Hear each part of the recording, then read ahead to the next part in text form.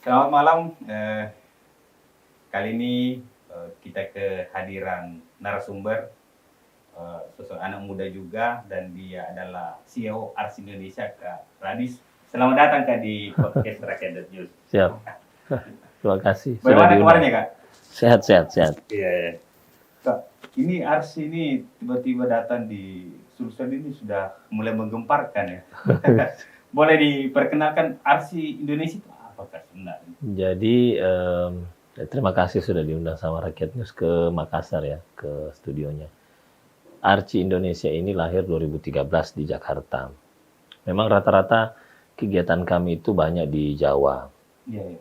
Nah, tahun 2023 kami buat kantor di Makassar. Alasannya sederhana, karena memang permintaan kandidasi itu banyak di Indonesia Timur, Sulawesi, Kalimantan, dan Bali. Karena jarak yang panjang Jakarta dan wilayah ini, akhirnya kita memutuskan untuk buat kantor di Citraland, Makassar. Iya. Jadi sekarang kami datang ke sini untuk, ya karena permintaan memang yang cukup tinggi di Indonesia Timur. Kebetulan juga saya memang orang Makassar ya. Iya, asli Makassar. Asli Makassar. Kembali ke kampung. Kembali ke kampung, walaupun sebenarnya besarnya di Jakarta. Cuman karena ya itu tadi ya, kondisinya seperti itu ya kita mau bikin di Makassar. Iya, berarti Arci ini bukan konsultan atau survei yang baru ya Kak? Ya, enggak. Kita dari 2013. Sudah banyak pengalaman di luar sosial, kemudian pulang kampung di Betul. Makassar. Awalnya yaitu 2020 ada Kabupaten Maros, Pak Haidir itu ya. Iya Kak. Ya, kita cukup banyak membantu beliau waktu itu. Iya. Dan saat ini survei Bapak ini banyak didiskusikan di warga-warga. Nah, Siap. sekarang kan di Sulsel ini akan menghadapi momentum besar, termasuk Pilgub Sulsel. Melihat kita nanti Pilgub ini nuansanya seperti apa? Jadi ini Sulsel ini negeri para petarung. Iya. Banyak stok jadi pemimpin. Sulsel ini tidak pernah habis dengan pemimpin-pemimpin baru gitu, pemimpin-pemimpin yang akan maju kontestasi. Besok prediksi kami sesuai dengan analisa internal di Arci, memang akan banyak pasangan calon yang akan bermunculan ya. Karena kondisinya stok besar, terus yang kedua partai juga di Sulawesi Selatan ini relatif punya kapasitas mendapatkan suara yang besar. Ya, prediksi saya ada 3-4 pasangan calon yang akan muncul. 4 ya? Ya, terutama dari Partai Golkar, Nasdem, dan Gerindra.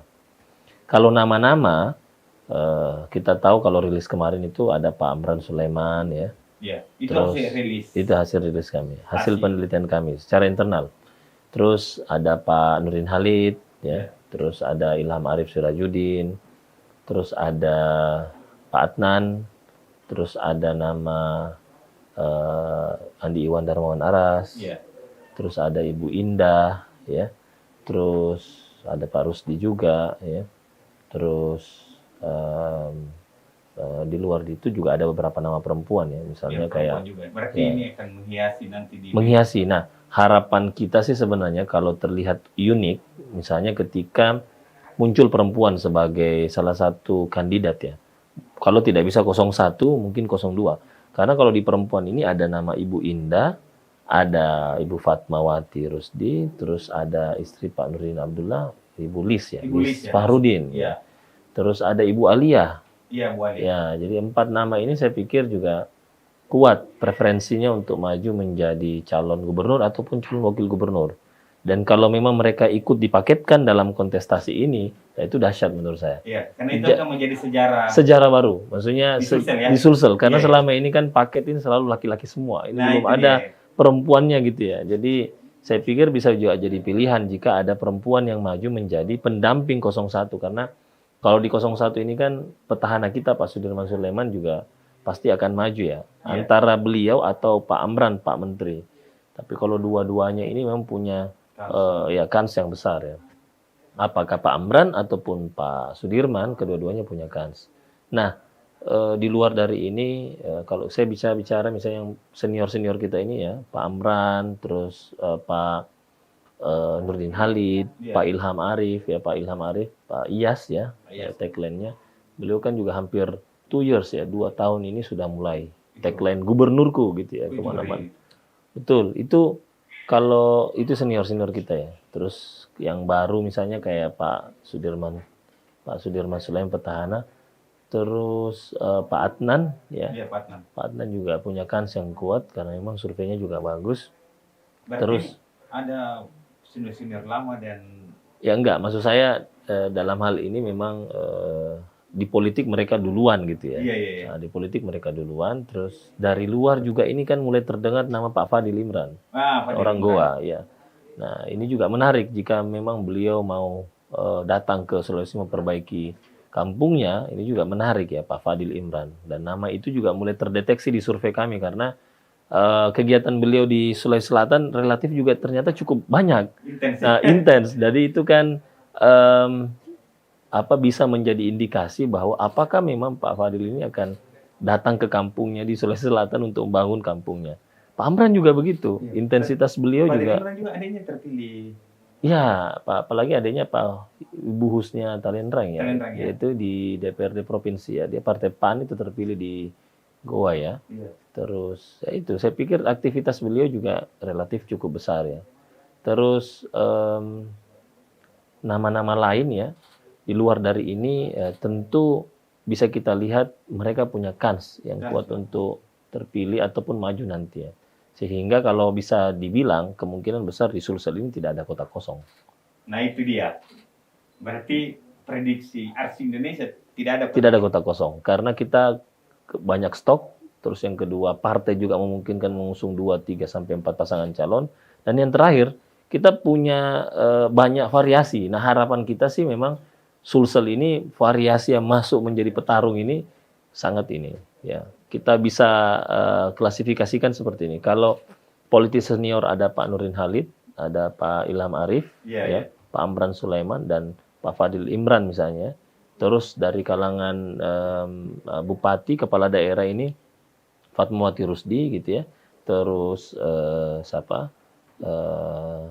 Pak Adnan gitu ya, Ibu Indah gitu ya. Mereka, Pak Sudirman Sulaiman gitu ya. Terus mungkin dari pengaruh jadi ada kekuatan baru misalnya kayak Pak Prof Nurdin Abdullah. Itu dia. Berarti terhitung juga ya? Terhitung juga. Jadi mungkin Pak Prof Nurdin enggak mungkin, tapi mungkin istrinya kali ya. Terus ada Ibu Aliyah juga ya, politisi Demokrat. Ya, dia juga punya kekuatan khususnya basis selatan-selatan ini. Terus Fatmawati Rusdi yang tadi saya sampaikan karena dia wakil wali kota dan sekarang terpilih menjadi anggota DPR dari Partai Nasdem dan suaranya fantastis. Saya ingin bertanya, seandainya Sulsel nanti kota kosong, apa yang Anda ingin sampaikan? Saya sih tidak meyakini ya kalau dia kota kosong. Tapi kalau itu terjadi kota kosong, dahsyat menurut saya. Dahsyatnya begini, karena kemampuan internalisasi diskusi antara maju melawan kota kosong ini luar biasa untuk mengkomunikasikan dengan orang-orang yang akan bertarung. Karena di Sulawesi Selatan ini petarung semua saya lihat ya. Ya, apalagi kalau bicara lagi soal pimpinan partai kita Gerindra pemenang ini ya. Iya. Pak Iwan Darmawan Aras tentu juga punya kans yang besar, apalagi suaranya juga besar sekali kemarin di Sulsel 2. Iya, betul. Ya. Terus yang kedua ada pimpinan Golkar misalnya. Pimpinan Golkar ini kan Pak siapa? Taufan Pawe. Ya, dia juga suaranya besar. Dia wali kota Parepare juga. Ya. Terus di Nasdem ada Pak Rusdi Master. Dia juga suaranya besar.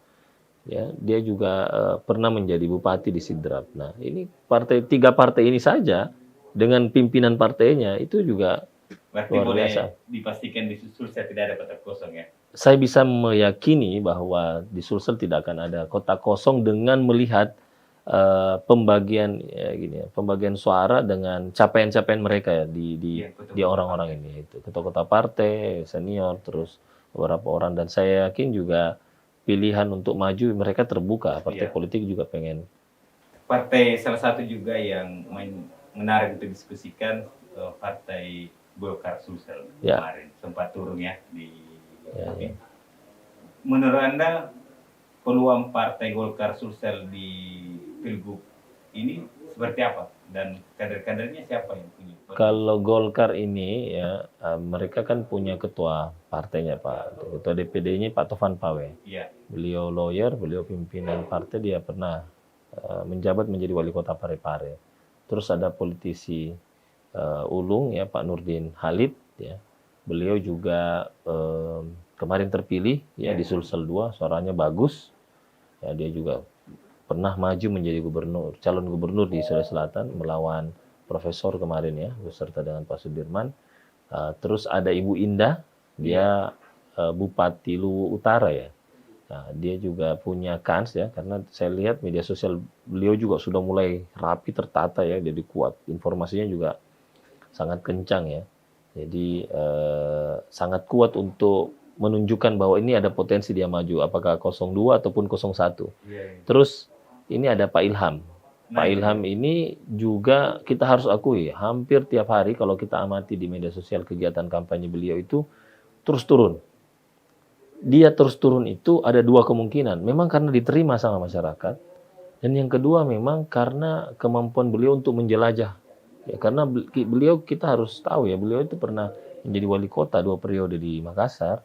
Terus beliau juga pernah calon gubernur di Sulawesi Selatan, dan itu melawan Pak Ilham, Pak SL ya, Syahrul Yassin Limpo, dan kemampuan menjelajah ini dia sudah pelajari sejak dulu pernah maju. Jadi saya pikir Golkar ini tidak pernah kehabisan stok ya.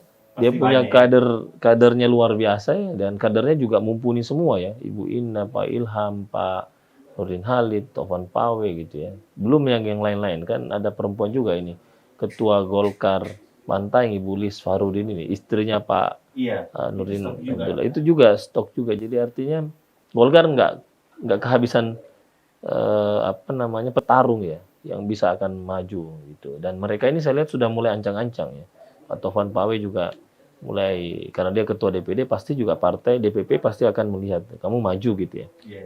Nurdin Halid ya tentu karena dengan suara besar. Ini kan belum kita lihat bahwa Nurdin Halid ini belum menyatakan untuk maju. Yang sudah itu kan Pak Iyas. Kira-kira Nurdin Halid ini akan bertarung di Pilgub Sulsel atau seperti apa? Kalau kami memang mungkin semua masih persiapan wait and see ya. Mereka tidak langsung mengambil keputusan di bulan Ramadan ini. Saya taksir itu setelah Lebaran mereka sudah mulai ada konsolidasi. Tapi kalau sekarang ini mereka sudah mulai ini halal bihalal politik. Itu yang ngeri. Jadi halal politik. Buka puasa. Jadi kalau mereka di bulan Ramadan ini kemungkinan halal bihalal politik. Itu untuk memperuncing siapa di antara mereka akan maju, terus siapa yang berpasangan dengan siapa. Jadi kondisi pilgub yang akan muncul di November, nah ini nih halal bihalal politik ini nah yang menjadi pembicaraan awal atau pembuka mereka maju atau bagaimana. Nah, saya pikir hampir kalau di Golkar sendiri yang 5 nama yang saya sebutkan tadi itu kemungkinan besar di halal politik ini baru terbentuk. Apakah mereka mau maju atau enggak ya? Karena ya saya pikir dari 5 nama di Golkar ini semuanya punya kans, punya kemauan saya pikir, dan mereka juga punya modal yang cukup untuk maju dalam kontestasi. Sehingga Golkar ini sepertinya tidak begitu pusing siapa yang akan diusung. Begitu pun memilihnya yang susah nanti. Tetapi bagi Sulsel sendiri kalau kami amati ya, Sulsel ini kami bagi menjadi 4 hal yang harus kita amati. Yang pertama adalah topografi atau demografi wilayah. Ada populasi penduduk yang besar, ada yang populasi penduduk yang kecil. Populasi penduduk yang besar ini ada di Kabupaten Goa, Kota Makassar, Kabupaten Bone, dan Luwu Raya. Ya. Jadi 4 populasi terbesar ini memang cukup signifikan mempengaruhi suara. Sehingga orang yang ada dan menguasai wilayah ini relatifly akan memenangkan pilkada. Itu yang pertama. Yang kedua, faktor patron dan klien. Patron klien ini adalah kabupaten di Sulawesi Selatan ini. Dia populasinya kecil tapi bisa mempengaruhi. Itu di Selayar, ya, Sidrap, dan Toraja. Ya, 3 kabupaten ini menurut saya adalah kabupaten yang patron. Ya, karena di Selayar ini daerah kepulauan, ya Sidrap ini dengan basis sidrapnya, ya, rumpun sidrapnya. Terus ada Toraja yang basis pariwisata dan punya kekhasan budaya. Sehingga dia bisa menjadi patron. Ya, kalau ini juga dikunci bisa dipengaruhi, itu relatifly bisa mempengaruhi keterpilihan menjadi gubernur. Faktor yang ketiga yang harus diamati pula adalah bagaimana ya masyarakat ini punya selera. Itu dia. Ya, selera masyarakat kita after pileg, ya pileg menurut saya kemarin ini betul-betul nuansanya agak sedikit bagaimana ya, ya seperti itulah quote and quote ya. Tetapi di pilgub ini relatif tidak akan sama dengan pileg. Di pilgub ini akan mengikuti selera masyarakat karena Sulsel ini tidak sekedar soal mahar, cerita bumbu-bumbu tentang apa gitu ya. Tapi Sulsel ini punya cerita sendiri. Dia punya selera terhadap pemimpinnya itu akan berbeda karena tidak lagi melihat partai politiknya, tidak lagi melihat konsep apa yang akan dibawa, tapi juga akan lihat bagaimana figur ini membawa Sulsel ke depan gitu ya. Jadi calon harus mampu melihat selera maunya pemilih ini kemana gitu ya. Sehingga kalau kandidat bisa menguasai ini jago menurut saya. Berarti pileg kemarin ini tidak akan banyak berimbas ke pilgub. Ya, karena gaya pileg dengan gaya pilgub akan jauh berbeda. Sehingga jangan sampai kandidat ini terpengaruh dengan kondisi di pileg, dia pikir sama, ternyata di pilgub ini relatif tidak ini. Karena Sulsel ini besar. Terus adat istiadatnya terbagi, kan ada suku Bugis, Makassar, Toraja, ya suku Luwu gitu ya. Jadi mereka tidak akan sama gitu ya. Pendekatan juga pasti beda. Dan yang terakhir yang kalau bisa saya tambahkan adalah pendekatan jika ada perempuan menjadi salah satu kandidat, ya, apakah dia 01 atau 02, yang mungkin bisa menjadi mempengaruhi selera publik yang tadinya tidak pernah ada dalam sejarah perempuan yang maju. Ya, tiba-tiba ada yang maju. Karena stok perempuan kita juga mulai bermunculan dan mereka juga bisa menghiasi kontestasi. Ada Ibu Alia, ada Ibu Indah, ada Lis Fahrudin, ada Fatmawati Rusdi, dan mungkin ada nama-nama perempuan-perempuan yang lain yang belum tercapture tapi tiba-tiba akan muncul. Tapi dengan yang ada ini, kalau dia misalnya dilirik, itu juga bisa menjadi satu pendekatan khusus. Karena kalau kita bedah ya, Ibu Indah di Luwu, Ibu Alia di selatan di Makassar ya, Ibu Lis juga di Bantaeng ke atas gitu ya, dan dia punya suami pernah menjadi gubernur ya. Dan Ibu Fatma di basis Siden dan Rapang ya, Pinrang gitu, Pare-Pare dia juga bisa kuasai. Dan 4 perempuan ini bisa membelah gitu ya, membelah pemilih. Dan itu bisa menjadi juga daya tarik bagi ini. Jadi perempuannya akan menjadi daya kunci. Bisa jadi. Sisa nanti dilihat apakah dia bisa 01 atau 02. Saya juga tidak bisa menyimpulkan tidak bisa 01 ya. Kita tunggu saja nanti bagaimana publik Sulsel itu mau seperti apa gubernur mereka. Iya. Dan Golkar ini sudah ada perempuannya juga ya. Ya, ada Ibu Indah, ada Ibu Lis tadi itu ya. Berarti di Golkar ini 2 perempuan juga ini saling pengaruh juga ya. Saling berpengaruh ya. Karena saya pikir Ibu Indah di Luwu Raya ya, Ibu Lis juga mungkin di ini. Walaupun daerah selatan. Selatan ya, selatan itu.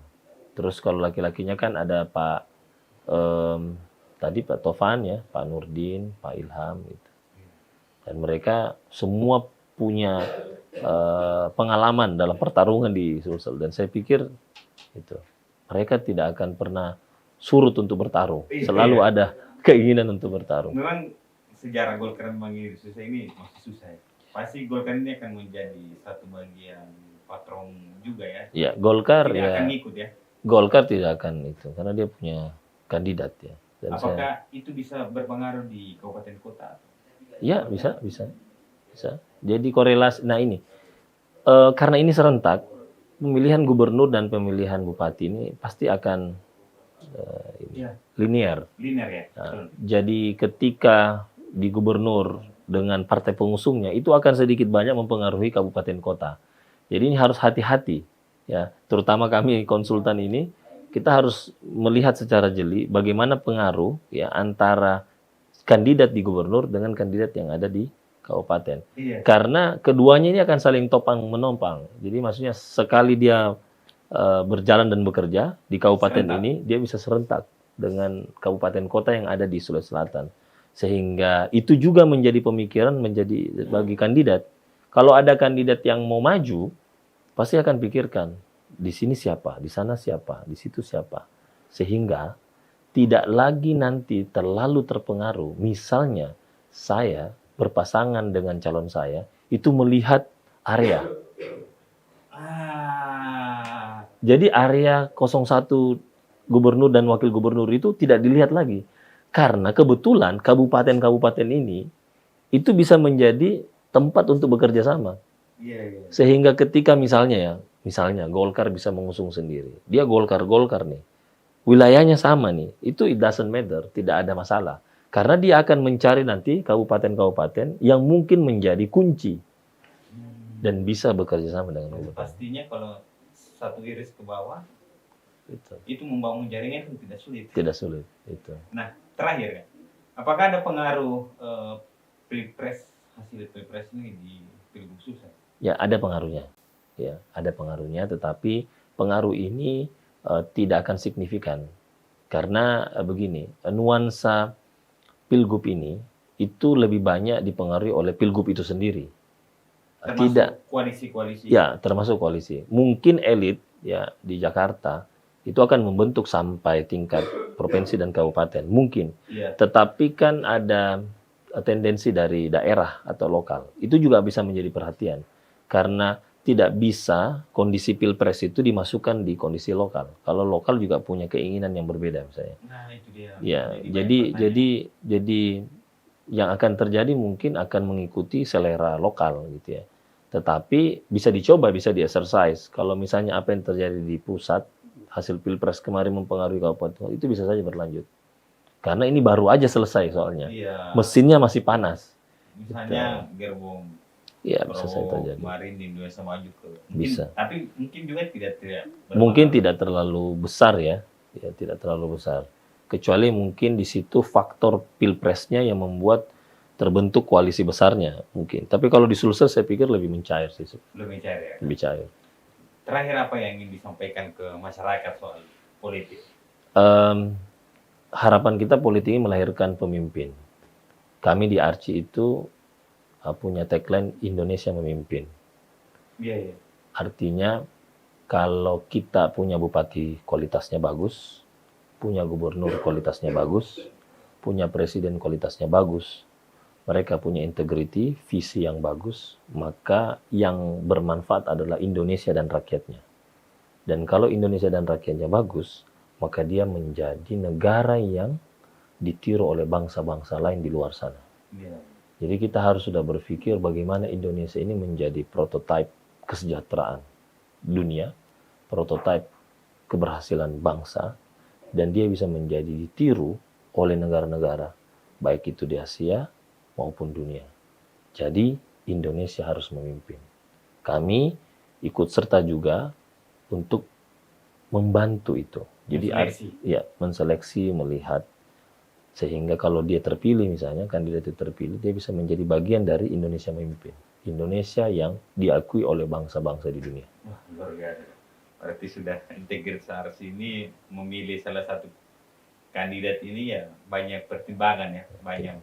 Harus ikut dengan apa yang menjadi visi dan misi dan tujuan tentunya di situ. Nah, terima kasih Kak atas kehadirannya podcast ini. Saya terima kasih.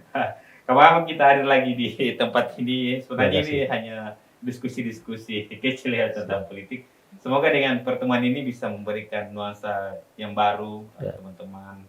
Karena biar bagaimana hari ini di Warkop ini bicara politik ini sangat panas. Terima kasih sahabat Rakyat News. Assalamualaikum warahmatullahi wabarakatuh. Salam warahmatullahi wabarakatuh.